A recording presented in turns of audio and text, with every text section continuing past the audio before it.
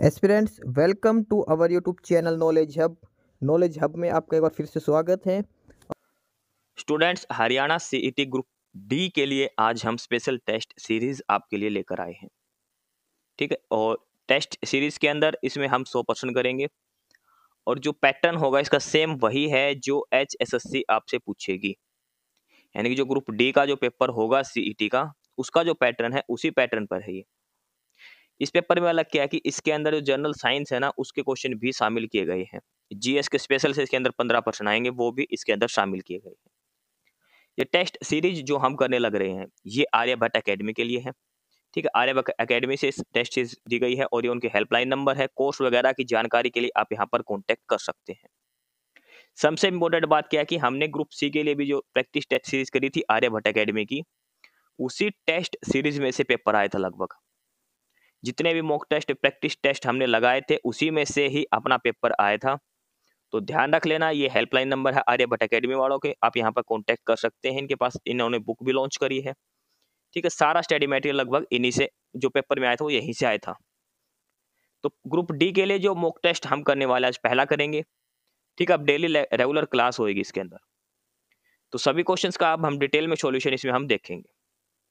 Group D के लिए test series है, ध्यान रखना ग्रुप सी की हो चुके हैं, अब जल्दी ही मेंस की भी टेस्ट सीरीज लेकर आएंगे। फिलहाल ये है ग्रुप डी एग्जाम के लिए। अब 1 बाय 1 सब्जेक्ट के हिसाब से सारा कुछ, अब सारे प्रश्न जो है वो हम डिटेल में सॉल्यूशन करेंगे सभी प्रश्न का। पहला प्रश्न है रीजनिंग का है और इसमें दे रखा फैमिली रिलेशन का। ये ए प्लस बी का अर्थ है कि ए बी की पुत्री है, ए इक्वल टू बी का अर्थ है कि ए बी की बहन है और इसका साइन का मतलब है कि ए बी का भाई है। तो ये रिलेशन में डब्ल्यू और क्यू का रिलेशन आपको बताना है। ठीक है, डब्ल्यू और क्यू का रिलेशन आपको बताना है। अब देखो सबसे पहला ये साइन है, तो इसका मतलब क्या होगा कि क्यू के का भाई है, यानी कि क्यू जो है वो मेल हो गया और किसका भाई है, ये के का भाई हो गया। के इक्वल टू एम, के इक्वल टू एम का मतलब के एम की बहन है, तो के बहन हो गई किसकी, एम की। ठीक है, यानी कि ये तीनों आपस में बहन भाई हो गए, क्यू के और एम। एम प्लस में डब्ल्यू क्या हो गया कि एम डब्ल्यू की पुत्री है, एम पुत्री है किसकी, डब्ल्यू की। यानी कि इन तीनों का है तो माँ है या बाप, डब्ल्यू की संतान है तीनों के तीनों, ध्यान रखना। ये तीनों के तीनों क्यू के और एम ये डब्ल्यू की संतान है। अब डब्ल्यू का जेंडर नहीं बता रखा इसने कि डब्ल्यू मेल है या फीमेल है। अब आगे देखो डब्ल्यू और एस, यानी कि ये निशान दे रखा और इस निशान का मतलब क्या है कि डब्ल्यू एस का भाई है। डब्ल्यू एस का भाई है तो इसका मतलब डब्ल्यू क्या हो गया, फीमेल हो गया ना, सॉरी मेल हो गया, डब्ल्यू मेल हो गया। तो इसका मतलब इन तीनों का ये मेल क्या कहलाएगा, फादर कहलाएगा। अगर डब्ल्यू का जेंडर फीमेल होता तो इन तीनों की माँ बनती है। डब्ल्यू का जेंडर मेल है यानी कि लड़का है ये, तो इन तीनों का क्या बनेगा, ये पापा बनेगा। ऑप्शन ए उत्तर हो जाएगा, फादर। अगला है प्रश्न नंबर 2। 4 संख्या दे रखी, इसमें से बताना कौन सी अलग है। देखो पेपर सीईटी के अंदर भी आया था, सी वाले में। ठीक है, सेम क्वेश्चन यही का यही, ऐसे ही मतलब डाटा अलग था कि 4 संख्या दे रखी थी, एक अलग बताने कौन सी है। अब देखो इसमें सारी की सारी सम संख्याएं हैं, लास्ट में 2 4 6 8 यही दे रखा सम संख्या है। अब एक बार इनका जोड़ करके देखो, सभी संख्याओं का जोड़ करके देखो, 6 3 9 9 9 18 4 22, 8 2 10 और 13 23, 5 3 8 और 15 8 23, 7 और 2 9 9 और 8 17 और 6 23। यानी कि बी सी और डी इन तीनों के अंकों का योग बनता है 23, लेकिन ऑप्शन ए वाली जो संख्या है उसके अंकों का योग है 22। तो आंसर क्या हो जाएगा, ऑप्शन ए हो जाएगा जो इनसे अलग है। अगला है प्रश्न नंबर 3। जो मानव के अंदर जो फेफड़े का, मानव का और फेफड़ों का जो संबंध है वो इनमें से किसका संबंध है, ये बताना है। भाई फेफड़े किस लिए काम आते हैं मानव के शरीर में, सांस लेने के लिए। ठीक है, जब सांस लेते तो फेफड़ों का हम प्रयोग करते हैं। तो उसी तरह देखो मछली फेफड़ों से सांस नहीं लेती, मछली लेती है गलफेड़ों से, और सांप स्किन से नहीं लेता। तो इसका जो प्रॉपर आंसर आएगा प्रश्न नंबर 3 का, वो आएगा तिलचट्टा, कॉकरोच, वो लेता ट्रेचिया से, वायु नली से। ऑप्शन बी उत्तर आ जाएगा। ठीक है, ये स्नेल्स के अंदर गिल्स, ये मछली के अंदर होती है गिल्स, मछली गिल्स से लेती है, स्नेल नहीं लेता, ये डी भी गलत है। ऑप्शन बी उत्तर हो जाएगा इसका। आगे प्रश्न नंबर 4। ये 4 दे रखे हैं और इनमें से कौन सा अलग है, एक पैटर्न लगा रखा है और इसमें से आपको ये बताना है कौन सा इसमें से अलग है। ठीक है, जैसे ये देखो ई से एच, ई से एच में 3 जोड़ दिया, एच से एल में 4 जोड़ दिया और एल से क्यू में कितना जोड़ दिया, 5 जोड़ दिया। सीक्वेंस बन रही ऑप्शन बी देखा 3 4 5 की। अब इसमें देखो ओ से आर 3, आर से वी 4, वी से ए 5, ये भी सही है।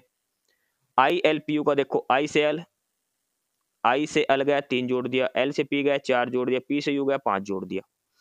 3 पहले वाले में 3 जोड़ दिया, दूसरे वाले में 4 जोड़ा, तीसरे में 5 जोड़ रखा है। ये पैटर्न है 3 फिर 4 फिर 5, 3 4 5। लेकिन इसमें ये अलग है, पहले वाले में क्या अलग है कि के से ओ जाएंगे ना, इसमें शुरू में ही 4 आ गए। पहले से दूसरे लेटर पर अगर हम गए तो 3 जोड़ना था, 3 का गैप होना था, लेकिन इसके अंदर कितने का गैप है, 4 का गैप है। तो ऑप्शन ए इसका उत्तर हो जाएगा प्रश्न नंबर 4 का। आ गया प्रश्न नंबर 5। एक कूट भाषा में MANGO को लिखा जाता है PCQIR और लेमन को लिखा जाता है OGP क्यों क्यों। तो एप्पल को कैसे लिखा जाएगा ये बताना है। देखो M से बना दिया P, M से बना दिया P, कितना जोड़ दिया MNOP, कितना जोड़ दिया 3 जोड़ दिया। A से बना दिया C, कितना जोड़ दिया 2 जोड़ दिया। N से बना दिया Q, कितना जोड़ दिया 3। G से बना दिया I, कितना जोड़ दिया 2। O से बना दिया R, कितना जोड़ दिया 3। देखो पहले 3 जोड़ा, फिर 2, फिर 3, फिर 2, फिर 3, फिर 2, ये सीक्वेंस इसके अंदर लगा रखी है। एक बार लेमन वाला जो दे रखा है इसमें भी ट्राई करो। L से O 3 का गैप है, E से G गया तो 2 का गैप है, सही है।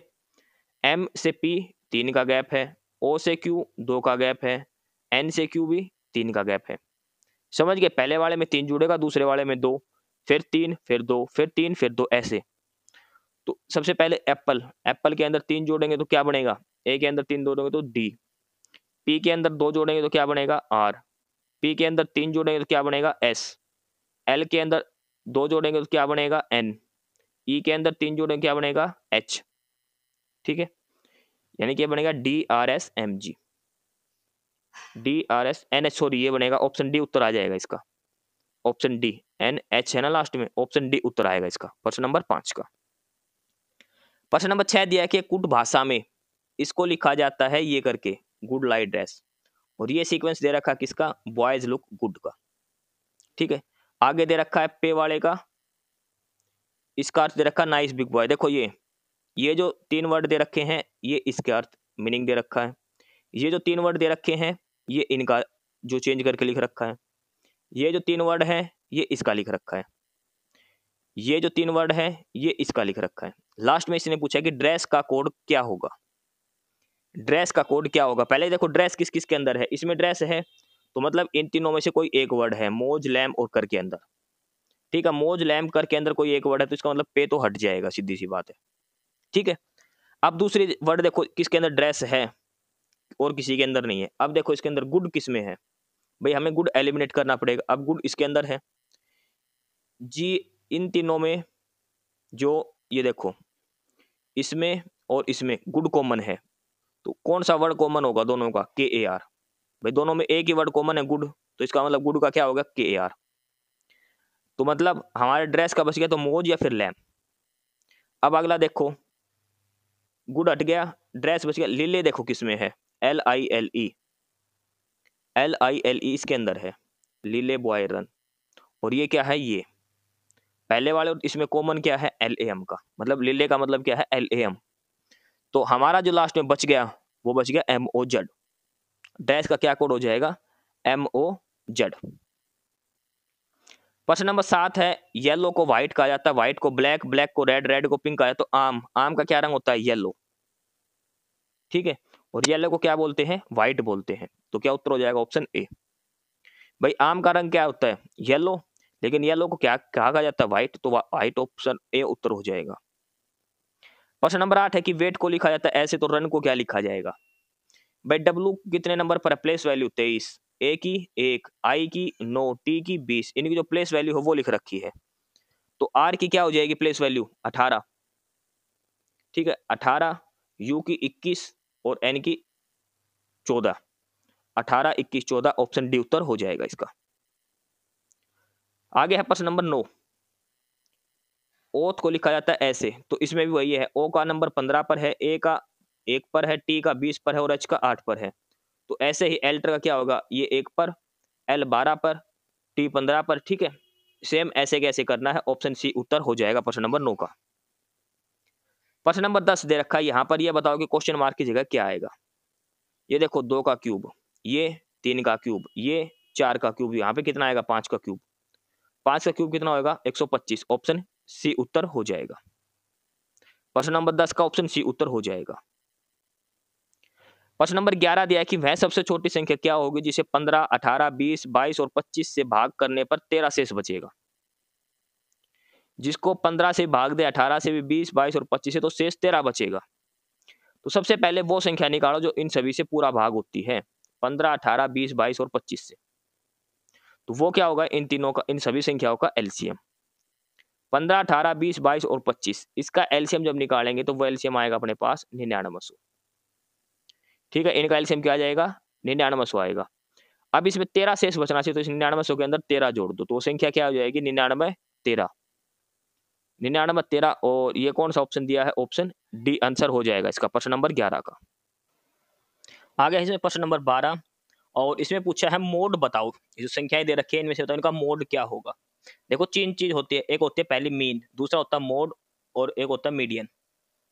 ठीक है, 3 चीजें निकालने पूछी जाती है।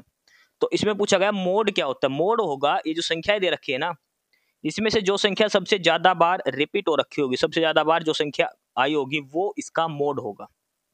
अब इसके अंदर देखो 3 है, 4 है, 6 है और 7 है, 4 ही संख्याएं हैं। अब देखो 3 कितनी बार आया हुआ है, 1 2 3 4, कितनी बार आया है 3, 4 बार। 4 कितनी बार है, 1 2 और 3। 7 कितनी बार है, 1 और 2, और 6 कितनी बार है, 1 बार। तो सबसे ज्यादा बार कौन सी संख्या आई है, 3 आई है। कितनी बार आई है, 4 बार आई है। तो इसका मोड क्या हो जाएगा, 3 हो जाएगा। 3 मतलब ये संख्या 3 जो है ये बार बार रिपीट हो रखी है सबसे ज्यादा बार। ऑप्शन ए उत्तर हो जाएगा प्रश्न नंबर 12 का। आगे है प्रश्न नंबर 13। प्रश्न नंबर 13 है, एक मिश्रण में अल्कोहल और पानी का अनुपात 3:7 है। यदि इसमें अल्कोहल की तुलना में 4 लीटर पानी अधिक है तो मिश्रण में पानी की मात्रा क्या होगी, ये इसके अंदर आपको बताना है। देखो बिल्कुल आसान सवाल है, सीधा सा। ये अल्कोहल है 3 और पानी कितना है 7, और इनका अंतर कितना हो गया 4। 4 ही अंतर है ना अल्कोहल पानी का, और यहाँ पे भी कितना दे रखा, 4 का मान 4 ही लीटर दे रखा है। अंतर भी 4 का और यहाँ पे भी 4 ही अधिक दे रखा है। तो इसका मतलब शुरू में इसमें पानी कितना था 7 है, और अल्कोहल कितना इसमें 3 है। तो इसने पूछा क्या है, पानी क्या है, तो पानी आएगा 7 लीटर। अगर अल्कोहल पूछता कि शुरू में इसमें अल्कोहल कितना है, तो अल्कोहल आ जाता 3 लीटर। तो इसमें पूछा है पानी, तो ऑप्शन सी उत्तर हो जाएगा 7 लीटर। आगे दिया है प्रश्न नंबर 14।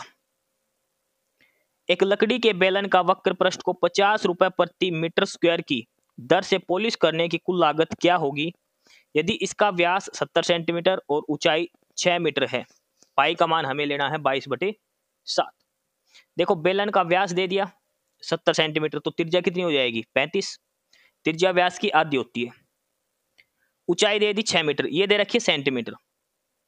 ठीक है, ये सेंटीमीटर दे रखी है, और ये दे रखी है ऊंचाई दे रखी 6 मीटर दे रखी है। तो सेंटीमीटर को अगर मीटर में बनाएंगे तो 100 से भाग दे देंगे, 35/100 यानी कि 0.35 मीटर। ये इसकी त्रिज्या आ जाएगी मीटर के अंदर। मीटर में क्यों करी, क्योंकि ये जो रेट दे रखा है ना, ये पर मीटर स्क्वायर दे रखा है, इसलिए ये तो मीटर में है, ये हमने मीटर में बनाना पड़ेगा। तो इसकी जो त्रिज्या होगी रेडियस आर, वो कितनी आ गई 0.35 मीटर, और हाइट एच दे दी 6 मीटर। अब वक्र पृष्ठ के हिसाब से बताना है, तो पहले लकड़ी का जो बेलन है उसका वक्र पृष्ठ निकालो। तो बेलन का वक्र पृष्ठ क्षेत्रफल कितना होता है 2 पाई आर एच, ये बेलन का वक्र पृष्ठ होता है। तो 2 पाई का मान कितना लेना है 22/7 गुणा आर कितना है 0.35 और एच कितना है 6। यहां से वक्र पृष्ठ क्षेत्रफल निकलेगा। ठीक है, अब वही जो वक्र पृष्ठ क्षेत्रफल निकलेगा 2 पाई आर एच से। अब इसने पूछा कि 50 रुपए प्रति मीटर स्क्वायर की दर से पॉलिश करने की टोटल कीमत बताओ। तो ये तो सारा आ जाएगा प्रति मीटर स्क्वायर। 50 रुपए की दर से सारे की रेट कितना कितना खर्चा होगा, इसको 50 से गुणा और करनी पड़ेगी।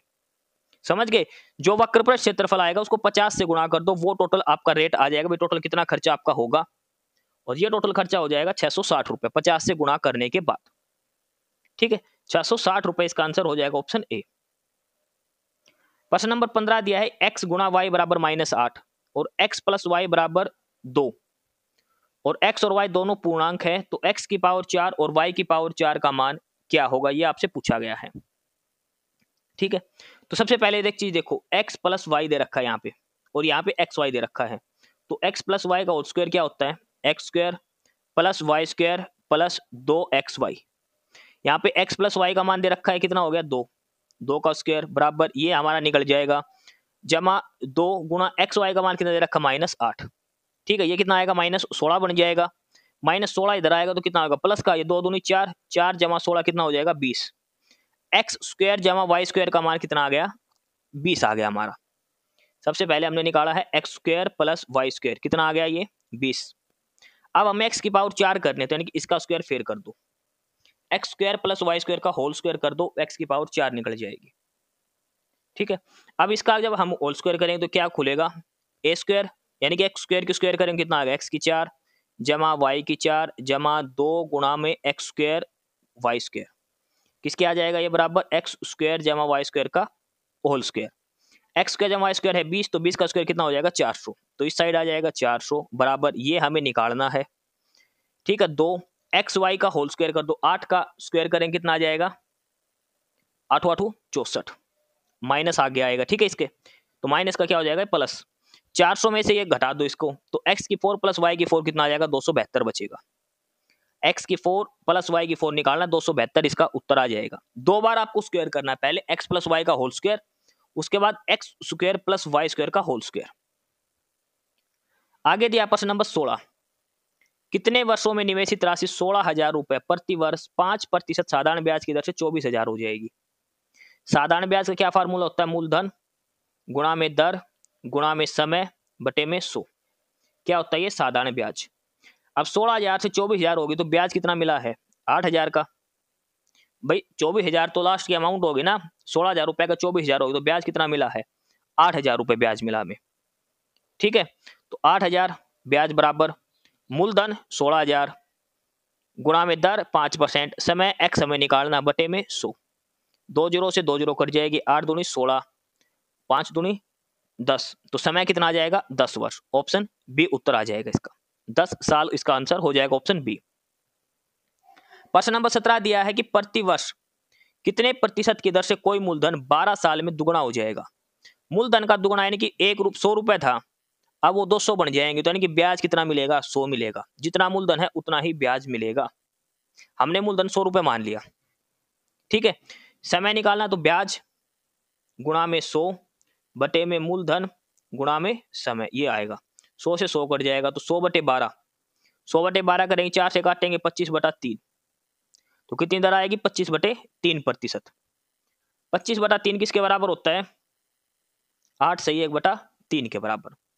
इस सवाल में देखो एक लाइन लिख रखी है कि मूलधन डबल हो जाएगा, यानी कि हमने मान लिया मूलधन 100 रुपए, तो लास्ट में मिश्र धन कितना मिलेगा इसका डबल 200 रुपए, तो ब्याज कितना हो गया भाई 100 रुपए थे हमारे पास, लास्ट में 200 बनेंगे तो ब्याज भी कितना आएगा 100 ही आएगा। ठीक है, तो सीधा फार्मूला होता है ब्याज गुणा में 100, ये 100 तो फार्मूला का है, दूसरा 100 ध्यान रखना, तो ऑप्शन बी उत्तर हो जाएगा प्रश्न नंबर 17 का। प्रश्न नंबर 18 है, ए और बी एक काम को पूरा करने में 4 दिन लेते हैं। ए अकेला इस काम को 12 दिन में करता, तो बी अकेला कितने दिन में करेगा। 4 और 12 का एलसीएम कितना आएगा 12, 12 एकम 12, 4 तिया 12। ठीक है, टोटल काम है 12, ए और बी काम करते 3 दिन में, ए अकेला करता है 1 दिन, ए की क्षमता है 1 और ए प्लस बी की है 3, तो बी की क्षमता कितनी आ जाएगी, यहाँ से 3 में से 1 घटाएंगे तो 2, तो 12 काम 2 की क्षमता से बी कितने दिन में करेगा 12/2 यानी कि 6 दिन में, ऑप्शन सी उत्तर इसका आ जाएगा। आगे सवाल नंबर 19 टाइम एंड वर्क का है कि 32 श्रमिक प्रतिदिन 9 घंटे काम करते हुए एक कार्य को 14 दिनों में करते हैं। यदि प्रत्येक श्रमिक प्रतिदिन 8 घंटे कार्य करता है, तब उस काम को 18 दिन में पूरा करने के लिए कितने श्रमिकों की आवश्यकता होगी। इसमें सीधा फार्मूला कौन सा MDH/W, man day hour upon में वर्क, ये फार्मूला लगेगा। सबसे पहले कितने आदमी लगे हुए काम के 32 आदमी, कितने आवर 9 घंटे, कितने दिन 14 दिन में, काम हो गया पूरा। अगले दिन x आदमी है, कितने दिन काम करते हैं 8 घंटे, कितने दिन में काम पूरा करवाना है 18 दिन में, ये ठीक है। यहां से x का मान निकालना है, 8 से काट दो 8 चौक 32, 9 से काटोगे तो 9 दूनी 18, 2 से काटोगे 2 दूनी 4, तो 14 दूनी 28। x का मान कितना आ जाएगा हमारा यहाँ से 28। ठीक है, x का मान कितना आ गया 28। तो कितने श्रमिकों की आवश्यकता, कितने श्रमिकों को काम करना है, 28 श्रमिकों की आवश्यकता होगी काम को 18 दिन में पूरा करने के लिए और 8 घंटे प्रतिदिन काम के हिसाब से। ऑप्शन डी उत्तर आ जाएगा। आगे है प्रश्न नंबर 20 और प्रश्न नंबर 20 दिया है कि 60 किलोमीटर प्रति घंटा की चाल से गतिमान एक रेलगाड़ी उसी दिशा में 24 किलोमीटर प्रति घंटा की चाल से गतिमान दूसरी गाड़ी को 30 सेकंड में पार करती है, तो दोनों रेलगाड़ियों की लंबाई का योग बताओ। अब देखो इसमें लिखा है कि दोनों ही ट्रेन एक दिशा में जा रही है। अगर ट्रेन दोनों एक ही दिशा में जाए तो उनकी टोटल स्पीड क्या हो जाएगा, अंतर हो जाएगा, दोनों घट जाएंगी। अगर दोनों अपोजिट डायरेक्शन में आ रही है तो उनकी स्पीड टोटल क्या हो जाती है, जुड़ जाती है। तो एवरेज जो उनकी नेट स्पीड क्या होगी, एक 60 की स्पीड से चल रही है, एक 24 से, दोनों एक ही दिशा में जा रही है। तो सापेक्ष चाल जो कितनी हो जाएगी इनकी, जो 60 में से 24 घटाएंगे कितना आ जाएगा, 36 किलोमीटर प्रति घंटा। ठीक है, 36 किलोमीटर प्रति घंटा और ये टाइम दे रखा सेकंड के अंदर। ठीक है, तो इस किलोमीटर प्रति घंटा को अगर हम मीटर पर सेकंड में करेंगे तो हमारे सीधा सा फार्मूला क्या, 5/18 से गुणा कर देंगे। 18 दूनी 36, 5 दूनी 10, तो ट्रेन की स्पीड कितनी हो जाएगी, वो आ जाएगी 10 मीटर प्रति सेकंड। ठीक है, ये ट्रेन की स्पीड आ जाएगी एवरेज, जो सापेक्ष गति जो बोलते हैं, 10 मीटर प्रति सेकंड, और 30 सेकंड का ये समय लगाती है। तो कितना हो जाएगा, 30 गुणा में 10, 300 मीटर। तो दोनों स्पीड जो दोनों ट्रेन की टोटल लंबाई है वो कितनी है, 300 मीटर है। अगर इनमें से किसी भी एक ट्रेन की लंबाई दे रखी होती तो उसको 300 में से घटा देते, दूसरी ट्रेन की लंबाई भी आ जाती। ऐसे हम ये नहीं बता सकते भाई पहले की लंबाई कितनी है, दूसरे की कितनी है, बस इतना बता सकते दोनों की टोटल लंबाई कितनी है, 300 मीटर है। इसमें देखो ऑप्शन डी में 300 किलोमीटर दे रखा है, ये गलत हो जाएगा, ध्यान से करना है, यूनिट का ध्यान रखना है। 300 किलोमीटर नहीं आएगा, 300 मीटर आएगा। ऑप्शन बी उत्तर आएगा प्रश्न नंबर 20 का। आगे प्रश्न नंबर 21, त्योहारों की बिक्री के दौरान एक एसी को 21% की छूट पर 19,750 में बेचा जाता है, तो इसका अंकित मूल्य क्या होगा। देखो मान लो अंकित मूल्य कितना था उसका, 100 रुपए था, इस पर डिस्काउंट दे दिया 21%, यानी कि 21 रुपए का डिस्काउंट दे दिया, तो कितना रेट हो गया, 79 रुपए। ठीक है, अब इसने 79 की वैल्यू दे रखी है कितनी, 19,750। हमने अंकित मूल्य बताना, अंकित मूल्य हमें कितना माना था, 100, तो 100 का मान बताना, तो उसको 79 से भाग करके 100 से गुणा हो जाएगी। ठीक है, 79 की वैल्यू दे रखी, 100 के करने के लिए 79 से डिवाइड कर दो और 100 से मल्टीप्लाई कर दो। ठीक है, और इसको 79 से जब काटेंगे तो 250 पे ये कट जाएगा, 250 गुणा 100 करेंगे कितना आ जाएगा, 25,000। तो एसी का जो मार्क प्राइस था, जो अंकित मूल्य था, वो कितना था, 25,000 रुपए था। Option D. प्रश्न नंबर 22 है कि 40,000 रुपए पर 9% वार्षिक दर से चक्रवृद्धि ब्याज 7524 रुपए है, समय बताओ। 40,000 रुपए पर 9% वार्षिक ब्याज की दर से चक्रवृद्धि ब्याज दे रखा है 7524 रुपए। अब इस सवाल को करने के दो तरीके हैं। एक तो बिल्कुल सिंपल सा तरीका है जो हम वो ट्री वाले मेथड से करते हैं, ऐसे पहले इसका 9% निकालो, 9 चौक 36, फिर इसका इधर से 9% निकालो, 336 इधर से आ जाएगा। ठीक है, अब इसका फिर 9% निकालो, 3600 का 9%, 9 6 54, 9 27 और 5 32। ठीक है, इनको जोड़ो 7200 300 ये आ जाएगा। कितने साल का हो गया, 2 साल का। भाई ऐसे निकालते हैं, पहले साल का 3600 होएगा, दूसरे साल का निकालेंगे इसका ब्याज, फिर इसके ब्याज पर ब्याज, इनको जोड़ेंगे तो कितना आएगा, 7524। कितने साल में निकला, 2 साल में। एक तो ऐसे निकलेगा। दूसरा क्या है, ये मूलधन दे रखा और ये ब्याज, तो इसका मिश्र धन निकालो पहले। तो मूलधन जमा ब्याज करें कितना हो जाएगा, 47,524। मूलधन कितना दे रखा है, 40,000, इनको अनुपात ले लो, 40,000 अनुपात 47,524। जहां तक ये कटे तब तक इनको काटना है। ठीक, आपस में पहले 2 से कटो, फिर 4 से, 6 से, जितने से भी कटे वो। उसके बाद लास्ट में ये दो संख्याएं आपस में एक दूसरे का अनरूट बन जाएगी। ठीक है, एक दूसरे के प्रॉपर ये अनरूट में ये बन जाएंगी। तो इसके हिसाब से इनके जो टाइम दे रखा है ना, 9% दर दे रखी है उसके हिसाब से, तो लास्ट में इनका टाइम आ जाएगा 2 साल। अगर स्क्वायर रूट बने तो 2 साल, क्यूब रूट बने तो टाइम 3 साल। ठीक है, ऑप्शन ए उत्तर हो जाएगा 2 साल। आगे है प्रश्न नंबर 23 और प्रश्न नंबर 23 में दिया है एक वस्तु पर उसके क्रय मूल्य से 60% अधिक अंकित किया गया। यदि वस्तु को बेचने पर 20% का लाभ होता है तो उसके अंकित मूल्य पर छूट कितनी दी गई है, यह बताना है। इसमें देखो 60% से अधिक उस पर अंकित किया गया है, 20% का लाभ हो गया, फिर ये बताओ छूट कितनी दी गई है। मान के चलो एक वस्तु 100 रुपए की थी, ठीक है, ये हो गया कॉस्ट प्राइस। मार्क प्राइस इसका 60% अधिक किया गया, तो मार्क प्राइस कितना हो गया 160। बेचने पर 20% लाभ हो गया, तो सेलिंग प्राइस कितना हो गया इसका 20% लाभ। भाई 100 रुपए की चीज पर 20% का लाभ हुआ तो कितना हो गया 120। ठीक है, 100 रुपए की चीज 120 में बेची, लेकिन मार्क प्राइस कितना था उसका 160। अब क्वेश्चन क्या बन गया कि 160 रुपए रेट था और 120 में वो चीज बेच दी, छूट कितने की दी 40 रुपए की। कितने पर दी 160 पर। भाई एमपी पर ही तो निकलेगी छूट, 40 बटे 160, 4 चौक 16, 4 से काटेंगे 25, तो कितने प्रतिशत आ जाएगी 25% की छूट उसको दी गई थी अंकित मूल्य पर, मार्क प्राइस पर। ये लाभ 20% दे रखा, तो लाभ हमेशा कॉस्ट प्राइस पर निकलता क्रय मूल्य पर। ठीक है, ऑप्शन ए उत्तर आ जाएगा इसका। आगे दिया प्रश्न नंबर 24, राहुल ने एक मोबाइल 1800 में बेचा और उसे 10% की हानि हुई। यदि इसे 2400 में बेचता तो लाभ कितना होता। देखो 10% की हानि होगी, यानी कितने परसेंट कीमत पर बेचा 90%। 90% की वैल्यू कितनी है 1800 रुपए, तो 100% की कितनी हो जाएगी डबल है, तो यानी कि उसकी कीमत कितनी थी उसकी 2000 रुपए थी। समझ गए, 2000 का मोबाइल उसने 1800 में बेचा, तभी तो 10% की हानि हुई है। अब उसको अगर 2400 में बेचता तो कितने का लाभ हो गया 400 का। कितने पर 2000 पर। 400 बटे 2000 कितने करेंगे 5, और गुणा में 100 करेंगे तो 20 5 100। ऑप्शन ए उत्तर आ जाएगा। ठीक है, 20%। अगला है प्रश्न नंबर 25, और प्रश्न नंबर 25 में दिया है कि एक सेकंड हैंड कार 1,80,000 रुपए में बेचने पर एक मालिक को 25% की हानि हुई। 25% लाभ कमाने के लिए उसे कितने रेट में बेचा जाना चाहिए। देखो 25% की हानि हुई, तो यानी कि कितने परसेंट पर बेचा 75% पर। समझ गए, 100% उसकी टोटल कीमत थी, 25% का उसको लॉस हो गया, तो कितने बच गए 75%। 75% की वैल्यू कितनी दे रखी है 1,80,000। 100% की वैल्यू निकालो, उसकी कितने में पड़ी थी 100% की, पहले यहाँ से उसकी वैल्यू निकलेगी। या फिर डायरेक्ट क्या करो 100 की मत निकालो, उसको 25% लाभ पर बेचना, सीधा 125 की वैल्यू निकाल दो। यहाँ पर 75 की 1,80,000 दे रखे, 125 की वैल्यू हमें निकालनी है, और वो कितना आ जाएगा 3 लाख। ऑप्शन सी उत्तर आ जाएगा इसका। अब प्रश्न देखो 25% पूरे हो गए, अब हमारे 15 प्रश्न आएंगे जनरल साइंस के, जो मोस्ट इंपोर्टेंट है ग्रुप डी के लिए। ग्रुप डी में स्पेशल मेंशन कर रखा है 15 नंबर की जनरल साइंस आएगी, फिजिक्स केमिस्ट्री की जो भी प्रश्न, जो विज्ञान के जो प्रश्न है वो। तो प्रश्न नंबर 26 दिया है, एक ऐसी धातु जो गर्म सोडियम हाइड्रोक्साइड विलयन से अभिक्रिया करके हाइड्रोजन गैस देती है। A metal that reacts with hot sodium hydroxide solution to give nitrogen gas. Sodium hydroxide क्या होता है NaOH। इससे अगर कौन सा मेटल है जो रिएक्शन करके क्या मिलाएगा हमें हाइड्रोजन गैस, जिससे हमें मिलेगी। तो ऐसे दो मेटल हैं, एक तो है जिंक और दूसरा है एल्यूमिनियम।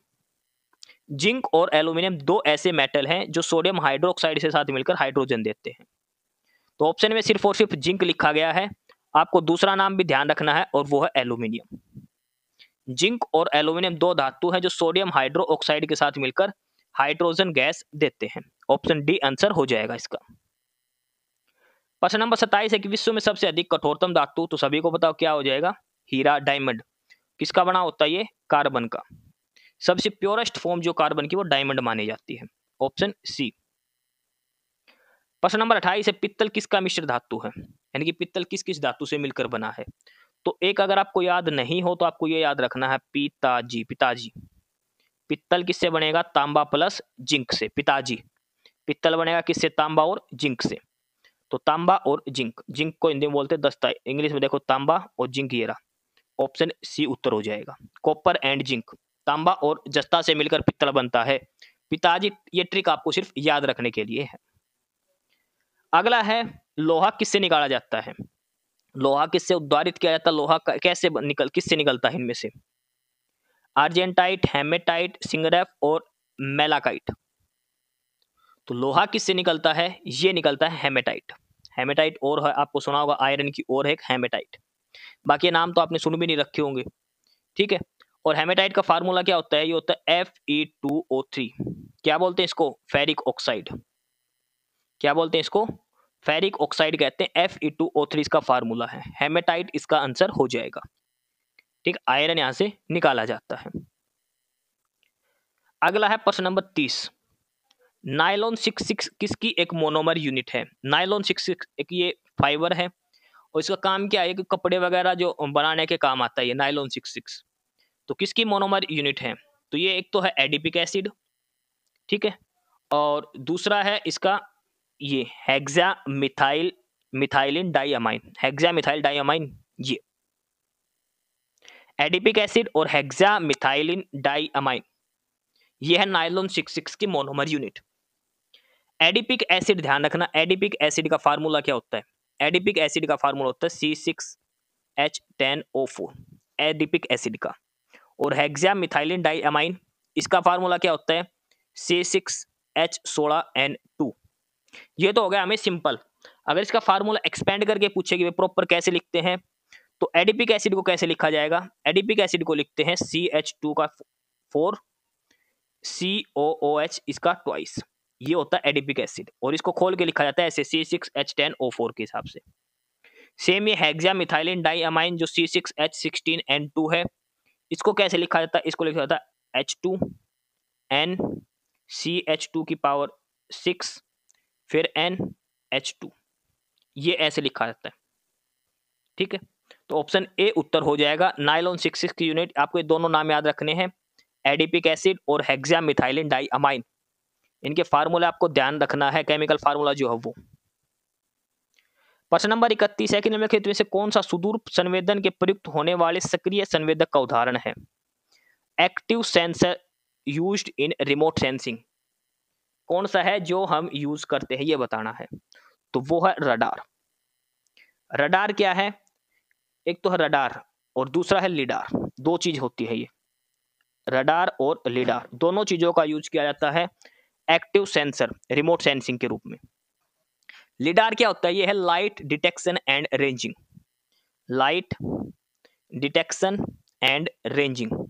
रडार क्या है? ये है रेडियो वेव डिटेक्शन के लिए, ठीक है। तो ऑप्शन ए उत्तर हो जाएगा। रडार और लिडार ये दो चीज हैं जो एक्टिव सेंसर यूज किए जाते हैं रिमोट सेंसिंग के अंदर, जो सैटेलाइट वगैरह होते हैं उनमें इनका यूज किया जाता है। ऑप्शन ए आंसर आ जाएगा। अगला प्रश्न नंबर 32, कौन सा एक आभासी प्रतिबिंब बनाता है जो हमेशा बीम से छोटा होता है? Which of the following form A virtual image which is always smaller than the object? तो ये किसका काम है? ये काम है एक कॉनकेव लेंस का, अवतल लेंस का। ऑप्शन सी उत्तर हो जाएगा। प्रश्न नंबर 33 है, एक कूलाम में कितने इलेक्ट्रॉन होते हैं? एक कूलाम में कितने इलेक्ट्रॉन होते हैं? तो एक कूलाम का ये ध्यान रखना मोस्ट इंपोर्टेंट है, 6.25 × 10⁻18 मोस्ट इंपोर्टेंट है। एक कूलाम के अंदर इलेक्ट्रॉन पूछे हैं और ये होते हैं एवोगैड्रो नंबर। ये क्या होते हैं? Avogadro number 6.023 × 10⁻23। और ये है एक कूलाम के अंदर कितने इलेक्ट्रॉन होते हैं? 6.25 × 10⁻18। ऑप्शन ए उत्तर हो जाएगा प्रश्न नंबर 33 का। प्रश्न नंबर 34 है, इसरो का मुख्यालय कहाँ है? तो ये कहाँ पर है? बेंगलोर में। इसरो का हेडक्वार्टर कहाँ है? बेंगलोर में। इसके चेयरमैन कौन है वर्तमान में? वो है वी नारायणन। ये इसरो के चेयरमैन, इससे पहले सोमनाथ थे, टी सोमनाथन थे। इसरो की स्थापना कब हुई थी? 15 अगस्त 1969 को इसरो की स्थापना। इससे पहले देखो इसरो जब शुरू में बनाना, इसका पहले इसका नाम क्या था? इनकोस्पार, INCSCOSPAR, और ये स्थापना कब हुई थी? 1962 के अंदर। फिर 15 अगस्त 1969 को इसका नाम कर दिया गया इसरो, ठीक है। Indian national committee for space and research, ये नाम था पहले इसका। विक्रम साराभाई ने इसकी स्थापना करी थी 1962 में। फिर 15 अगस्त 1969 को इसका नाम इसरो कर दिया गया था। हेडक्वार्टर कहाँ है? बेंगलोर में। प्रश्न नंबर 35 है कि स्प्रिंग में देखो ये है इलास्टिक जो पोटेंशियल एनर्जी जो होती है स्प्रिंग के अंदर, वो क्या होती है? के की फॉर्म में आपको बताना के क्या होता है? स्प्रिंग कांस्टेंट इसको बोलते हैं। ये एक सीधा फार्मूला है जो आपको ध्यान में रखना है, ठीक है। एक्स क्या होता है? वो दूरी होती है जो स्प्रिंग की जो टोटल लेंथ जो इनके बीच में जो एक्सपेंशन होता है वो। तो ये आपको बताना है कि वो किसके बराबर होता है? इलास्टिक जो पोटेंशियल एनर्जी होती है स्प्रिंग के अंदर वो कितनी होती है, ठीक है। तो ये आएगा ½ kx²। ऑप्शन ए इसका आंसर हो जाएगा। 1/2 गुणा में kx²। के है स्प्रिंग कांस्टेंट या फोर्स कांस्टेंट इसको कहा जाता है। इस फार्मूला के ऊपर डायरेक्ट कई बार प्रश्न पूछा गया है। स्प्रिंग का इलास्टिक पोटेंशियल एनर्जी क्या होती है? 1/2 kx²। प्रश्न नंबर 36 है कि एक पादप जिसकी सहायक कोशिका में 8 गुणसूत्र है कि एलोनेरो परत की कोशिकाओं में गुणसूत्रों की संख्या कितनी होगी?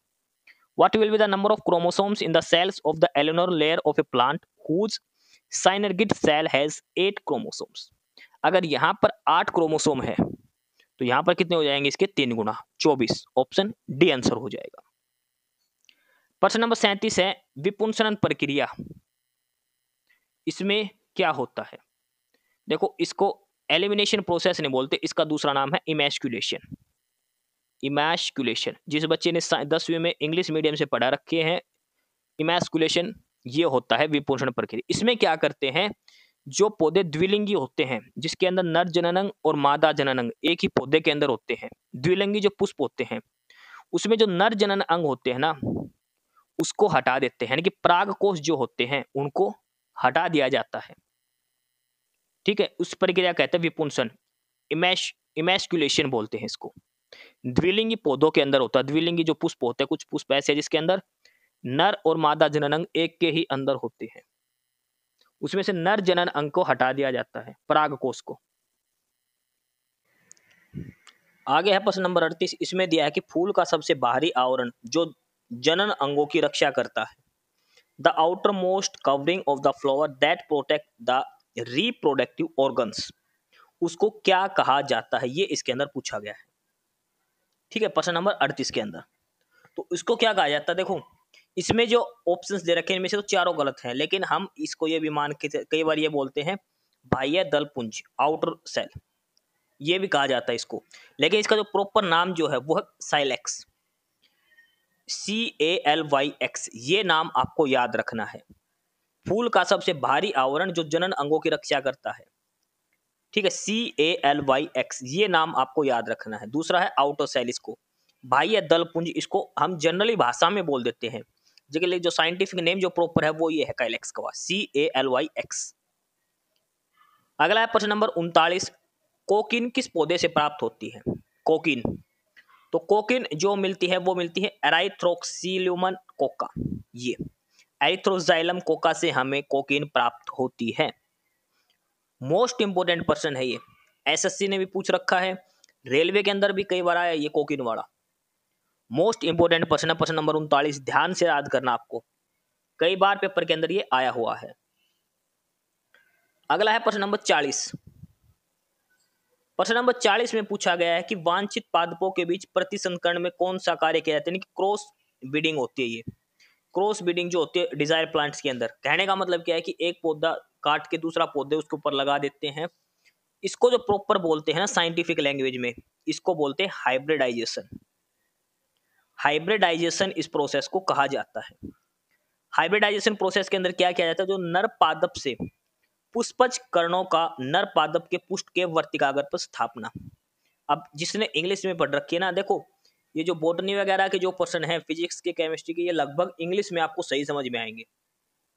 ठीक है, तो ये होता है proper establishment of floret from the male plant on the stigma of the male plant. Option B answer हो जाएगा प्रश्न नंबर 40 का, हाइब्रिडाइजेशन इसको कहा जाता है। ये 15 प्रश्न है जो हमने करे हैं जनरल साइंस के। इसकी PDF भी आपको मिलेगी, वो मिलेगी knowledge hub 7900 Telegram channel, link description box में है, वहां पर मिल जाएगी। और आर्यभट्ट एकेडमी जो है, इनका जो फेसबुक पेज है वहां पर भी आपको इसकी PDF आराम से मिल जाएगी। प्रश्न नंबर 41, और यहां से हमारी हिंदी शुरू होती है। अब हम हिंदी के प्रश्न देखेंगे। प्रश्न नंबर 41 है कि इला प्रत्यय जोड़ने से विशेषण बनने वाला एक संज्ञा शब्द है, उसको बताओ। एक प्रत्यय जोड़ना है इला, इला प्रत्यय जोड़ के क्या एक विशेषण शब्द बनेगा? वृक्ष, वृक्षिला, कुछ होता ही नहीं है ये। ठंडक, ठंडक में इला प्रत्यय जोड़ लेंगे, ठंडकिला, कुछ नहीं बनेगा। गर्मी में इला जोड़ेंगे, गर्मीला, कुछ नहीं होता। बर्फ में इला जोड़ेंगे तो क्या बनेगा ये? बर्फीला। क्या बनेगा ये? बर्फीला। ऑप्शन सी उत्तर हो जाएगा। 4 ऑप्शन में से किस शब्द के पीछे इला प्रत्यय जोड़ने पर एक विशेषण बनेगा? तो बर्फ के पीछे बर्फीला। आगे है प्रश्न नंबर 42, निम्नलिखित में से किस विकल्प में समश्रुत शब्द युग शब्द का अर्थ भिन्न सही नहीं है? अवलंब, अविलंब। अवलंब का मतलब सहारा, अविलंब का मतलब शीघ्र। मतलब 4 ऑप्शन में से 3 जोड़े सही दे रखे हैं और एक गलत दे रखा है, आपको वो गलत वाला बताना है कि कौन सा गलत है। अवलंब का मतलब होता है सहारा, अविलंब का मतलब होता है शीघ्र। तरी का मतलब होता है गीलापन और तरी का मतलब होता है नाव। ढीठ का मतलब होता है दृष्टि और ढीठ का मतलब होता है निडर। अमित का मतलब अल्प और अमित का मतलब होता है मित्र। ये इसमें से बताना कि गलत कौन सा है। तो इसमें जो गलत है वो दे रखा है ऑप्शन बी वाला ये, और इसमें सबसे गलत दे रखा है ये अमित वाला। देखो मित दोस्त होता है मीत, अमित दोस्त नहीं होता। अमित क्या हो गया, शत्रु होता है, ये ध्यान रखना है। अमित क्या होता है, शत्रु होता है। अमित मीत होता है दोस्त, और अमित मतलब जो दोस्त ना हो, शत्रु ना हो, शत्रु हो जो। ऑप्शन बी आंसर हो जाएगा, ये गलत दिया गया है। प्रश्न नंबर 43 है कि अशुद्ध वाक्य बताए इनमें से कौन सा है।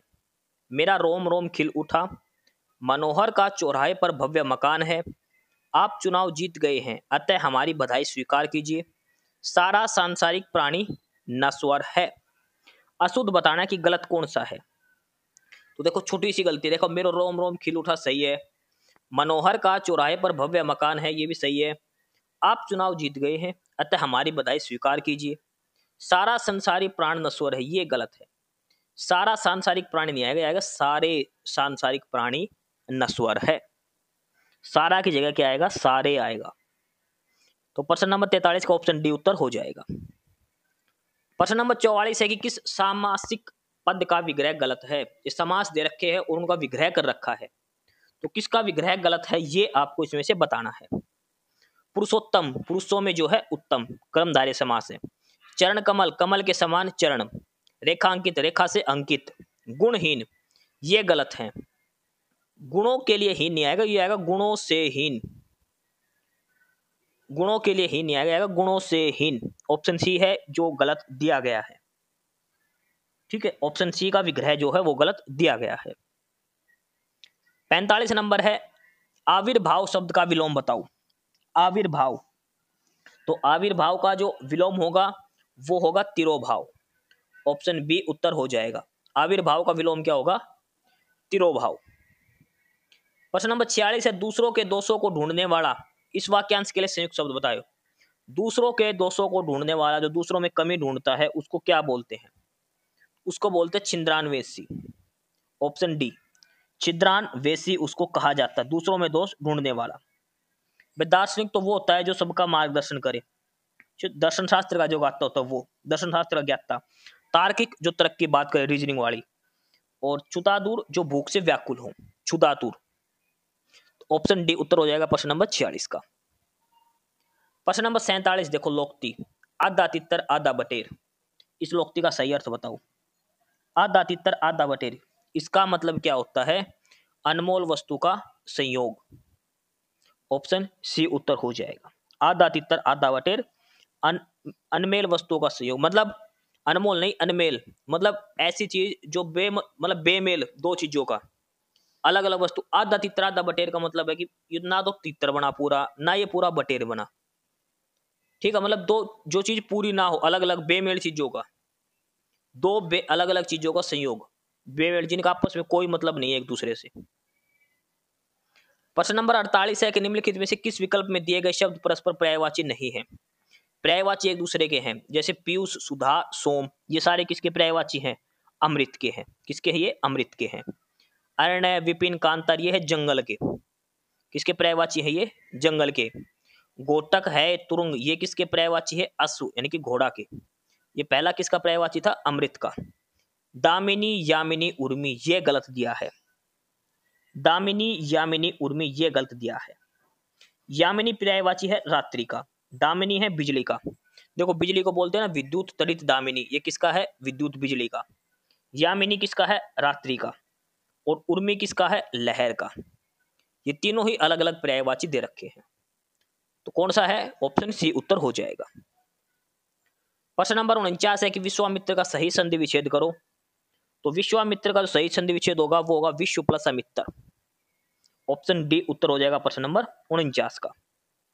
प्रश्न नंबर 50, प्रिजर्वेशन का हिंदी समानार्थक शब्द क्या होगा।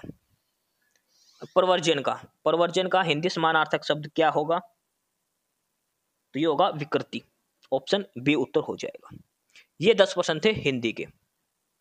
प्रश्न नंबर 51 और अब शुरू होते हैं हमारी English.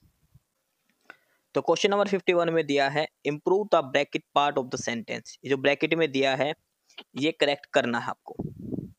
Do you know to whom Raj is going to marry, और ये आपको ऑप्शन के हिसाब से बताना है क्या आएगा। ठीक है, इसमें आपको ऑप्शन देख के बताना है क्या आएगा।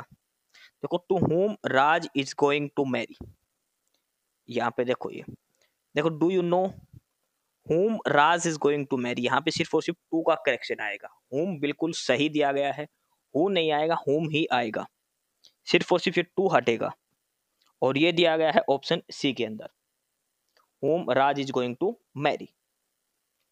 पहले क्वेश्चन नंबर 51 जो इंग्लिश का पहला प्रश्न, इसका ऑप्शन सी आंसर हो जाएगा। आगे क्वेश्चन नंबर 52 और फिल इन द ब्लैंक है। The noun form of do is, do की नाउन फॉर्म क्या होती है? डू की नाउन फॉर्म क्या होती है? तो वो होती है डिड, DWD। नाउन फॉर्म पूछा गया है इसके अंदर, नाउन। डू एक वर्ब होती है, ये भी ध्यान रखना, ठीक है, और ये एक अलग है, DWD आएगा। अच्छा, इसकी सेकंड फॉर्म होती है डिड और थर्ड फॉर्म होती है डन, ये भी ध्यान रखना। वर्ब की बात करें ना तो डू फर्स्ट फॉर्म है, सेकंड फॉर्म डिड है और थर्ड फॉर्म डन है, ये ध्यान रखना। इसकी नाउन फॉर्म पूछे वो होती है DWD, डिड। आगे है question number 53। Change the following sentence given below in the appropriate narration form. Narration बनानी है, डायरेक्ट इनडायरेक्ट वाली। My friend said I am living today, देखो सीटी के अंदर आया था ये भी, जो ग्रुप सी का हुआ था उसके अंदर ये प्रश्न पूछा गया था, मतलब नरेशन से रिलेटेड। ठीक है, my friend said I am living today, तो माय फ्रेंड सेड दैट, यहां तक तो सभी में सेम है।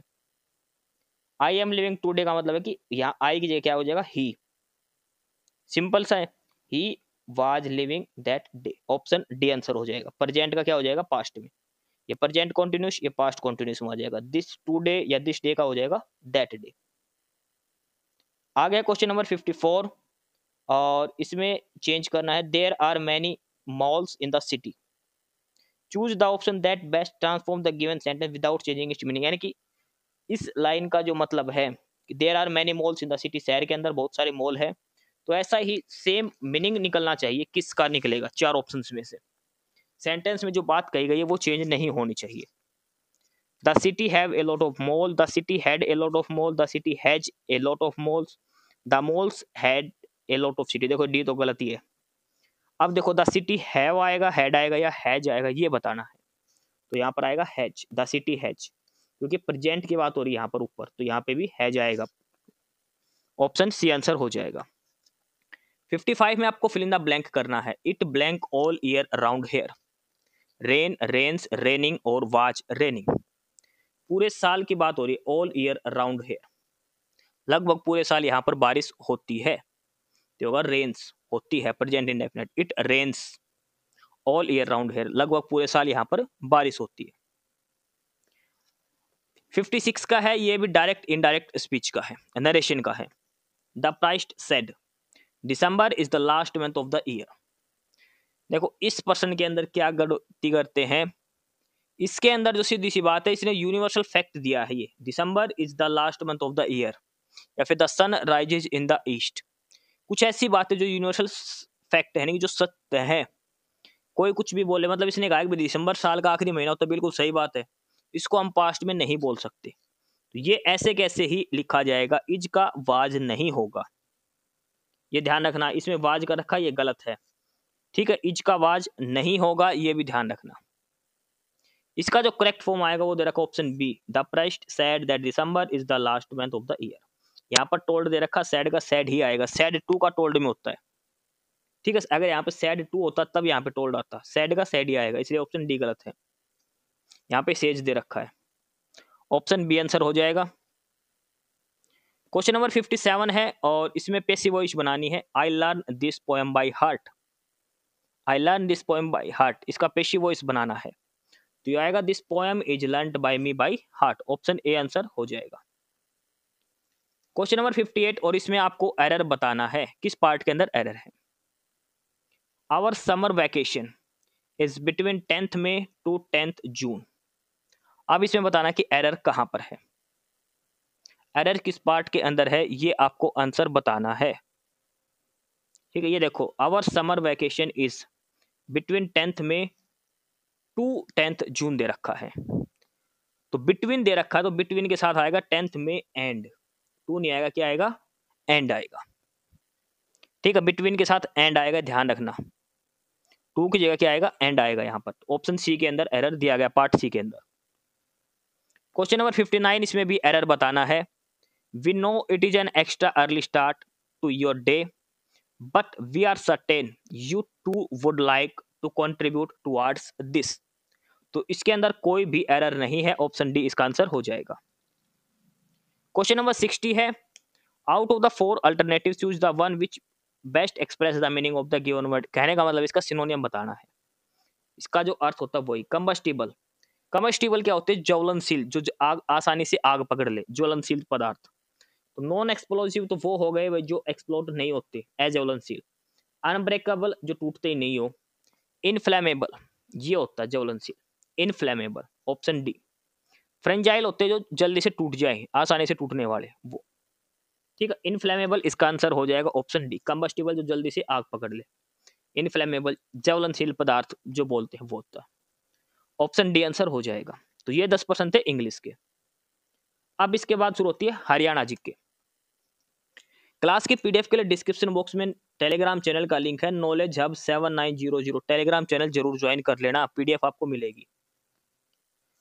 क्वेश्चन नंबर 61 है, ईटों की कृत्रिम गोद यानी कि डॉकयार्ड वाला एकमात्र सिंधु स्थल कौन सा है। डॉकयार्ड, आर्टिफिशियल डॉकयार्ड जो ईटों से बना है सिंधु घाटी सभ्यता का, तो वो सिर्फ और सिर्फ एक ही है, और वो है लोथल।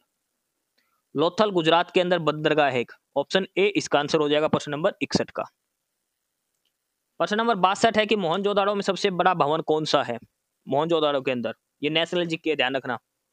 मोहनजोदाड़ो के सबसे बड़ा भवन कौन सा, वो था अन्न आकार, अन्न के जो थे ना ग्रेनरी, जहां पर अन्न रखा जाता है, धान्य आकार बोलते वो, ऑप्शन बी आंसर हो जाएगा। ठीक है, क्वेश्चन नंबर 63, प्रश्न नंबर 63 दिया है, एक पुस्तक है जिसका नाम है तहकीक मालिल हिंद। तहकीक मालिल हिंद, ये पुस्तक किसने लिखी थी। तो ये पुस्तक भी लिखी थी किसने, अल-बरूनी ने लिखी थी। अल-बरूनी ने लिखी थी। अल-बरूनी कौन सी भाषा में लिखता था, पर्शियन था ये, पर्शियन। ठीक है, पारसी भाषा जो बोलते हैं, अल-बरूनी। किताबुल हिंद, किताबुल हिंद भी किसने लिखी थी, ये भी अल-बरूनी ने लिखी थी। प्रश्न नंबर 63 और 64 दोनों का उत्तर अल-बरूनी आएगा।